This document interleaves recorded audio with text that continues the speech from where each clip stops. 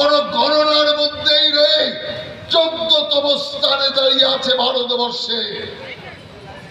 কতগুলো শিল্প মেলা করলো মমতা ব্যানার্জি প্রত্যেক বছর বেঙ্গল সাবমিটের নামে সারা দেশের আম্বানি আদানি সবকে ডেকে সল্ট লেকে শিল্প মেলা করলে আর এক একজন বলে গেলেন আমরা এখানে বিনিয়োগ করব। 1 টাকার বিনিয়োগ হয়েছে, একটা কোন শিল্প হয়েছে?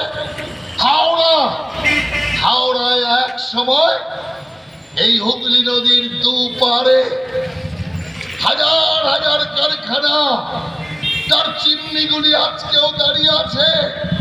ধোঁয়া বেরোনোর চিমনি, প্রত্যেকটা চিমনি দিয়ে ধোঁয়া বেরোতো। আর আজকে দেখুন চিমনি দাঁড়িয়ে আছে, সেখানে ধোঁয়া নেই। ধোঁয়া নেই মানে কারখানা সেখানে নেই, কারখানার অবস্থা নেই।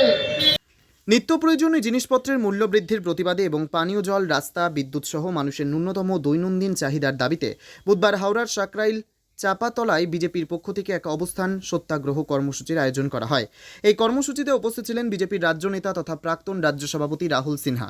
তিনি বলেন, নিত্য প্রয়োজনীয় জিনিসপত্রের অগ্নিমূল্য, সাধারণ মানুষ জিনিস কিনতে পারছেন না, চাষিরা ফসলের ন্যায্য মূল্য পাচ্ছেন না, অথচ তৃণমূলের এক শ্রেণীর ফোরেরা বাজারে কৃত্রিমভাবে জিনিসের দাম বাড়িয়ে মুনাফা লুটছে, অথচ রাজ্য সরকার একটা টাস্ক ফোর্সের নাটক করে চুপ করে বসে রয়েছে।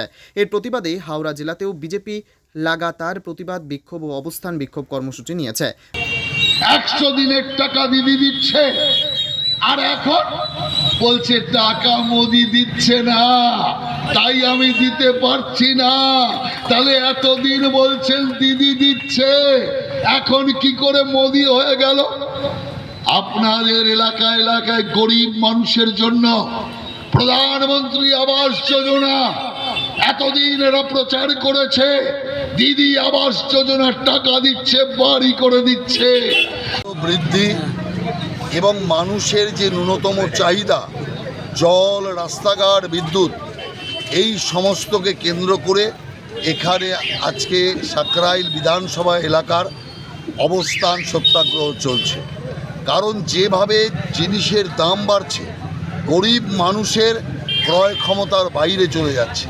শাক সবজির দাম এমন পর্যায়ে পৌঁছেছে, যদি বাড়তি দাম কৃষক পেত তাহলে আমাদের কোনো আপত্তি ছিল না, কিন্তু একদল তৃণমূলের ফোরে, একদল তৃণমূলের দালাল, তারা এই কৃত্রিম অভাব তৈরি করে জিনিসপত্রের দামকে বৃদ্ধি করছে, অথচ সরকার একটা টাস্ক ফোর্সের নাটক তৈরি করে চুপ করে বসে আছে, কিচ্ছু করছে না। অতএব আমরা এরই প্রতিবাদে হাওড়া জেলার নেতৃত্বে, রমাপ্রসাদ তার নেতৃত্বে আমরা এখানে আন্দোলন কার্যক্রম চালাচ্ছি। থেকেই তো বাড়লো, ভোটে যারা পয়সা দিয়েছে তারা এখন উসুল তুলছে, সেই কারণে জিনিসপত্রের দাম বাড়ছে। সেই জন্য আমরা লাগাতার এর বিরুদ্ধে আন্দোলন চালাব। কালকেও আমাদের আন্দোলন আছে নলপুরে। এরই প্রতিবাদে আমরা পঞ্চায়েতের বিডিওর সামনে ডেপুটেশন দেবো। অতএব এইরকম লাগাতার কার্যক্রম হাওড়া এবং আরও অন্যান্য জায়গায় চলছে। বিজেপির আরেক নেতা উমেশ রায় বলেন, এখানে সরকারের বিরুদ্ধে জনগণ কিছু বলতে পারে না, যেখানে ভোটই দিতে পারে না সেখানে কিছু বলতে গেলেই ঘরবাড়ি ভেঙে দিচ্ছে, না হলে জেলে ঢুকিয়ে দিচ্ছে। এত দ্রব্যমূল্য বৃদ্ধির ব্যাপারে তৃণমূলের নেতা মন্ত্রীর মুখে কোনো কথা শুনছেন? তিনি বলেন, রাস্তাঘাটের যা অবস্থা তা বলার নয়, কন্ট্রাক্টররা ঠিকমতো পয়সা পায় না বলেই রাস্তার এই অবস্থা। সরকার চলছে, এই সরকারের বিরুদ্ধে বলার সাহস পশ্চিমবাংলার জঙ্গলের নেই। এখানে নির্বাচন পর্যন্ত লোক লড়তে পারে না, সেখানে আপনি সরকারের বিরুদ্ধে বলতে গেলে ঘর বাড়ি ভেঙে দেবে, পুড়িয়ে দেবে, পুলিশকে দিয়ে জেলে ঢুকিয়ে দেবে, এরকম অবস্থা। আজকে যেভাবে পশ্চিমবাংলায় সাধারণ মানুষ দ্রব্যমূল্য বৃদ্ধির মার ঝেলছে, এর বিরুদ্ধে একটা কথা আপনি রাজ্য সরকারের কোনো নেতার মুখ থেকে শুনতে পারছেন না।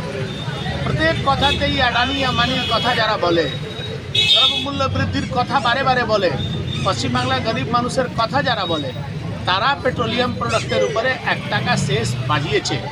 সারা ভারতবর্ষ জুড়ে যে হারে এখানে পেট্রোলিয়ামের পদার্থের দাম মাননীয় মুখ্যমন্ত্রীর নির্দেশে বেড়েছে, তার উত্তর ওনার কাছে নেই। এই পুরো সরকারটাই দিওয়ালিয়া সরকার। যারা সরকারি কর্মচারী তারা ঠিক টাইমে বেতন পাচ্ছে না। আপনি বিভিন্ন নগর নিগম নগর নিকায়ের ব্যবস্থা দেখুন, মিউনিসিপ্যালিটির অবস্থা কী আছে, রাস্তাঘাটের অবস্থা কী আছে। আপনি গিয়ে যদি ভালো করে খোঁজ নেবেন যে কন্ট্রাক্টররা রাস্তা তৈরি করেছে তারা ঠিক সময়তে টাকা পাচ্ছে না। এরকম দুর্ব্যবস্থাতে এই সরকার চলছে। যে কোনো দিন শ্রীলঙ্কার মতন পশ্চিমবাংলা সরকার দিওয়ালিয়া হতে পারে। প্রদীপ সেনের রিপোর্ট, পিবি নিউজ। সান হসপিটাল, এখানে যে কোনো রকমের চিকিৎসার বিশ্বস্ত প্রতিষ্ঠান। খুবই কম খরচে বিশ্বমানের চিকিৎসা প্রদান করে থাকে। উন্নত মানের ওয়ার্ড কেবিন, পরিষ্কার পরিচ্ছন্ন পরিবেশ দ্বারা সুসজ্জিত চিকিৎসা ব্যবস্থা রয়েছে। এছাড়া স্বাস্থ্যসাথী কাজেও পরিষেবা প্রদান করা হয়। সুতরাং আজই যোগাযোগ করুন সান হসপিটালে। ঠিকানা GT road, Bhangakuthi, Bardhaman. Phone number মনে রাখবেন 9434188262 অথবা 83730954222।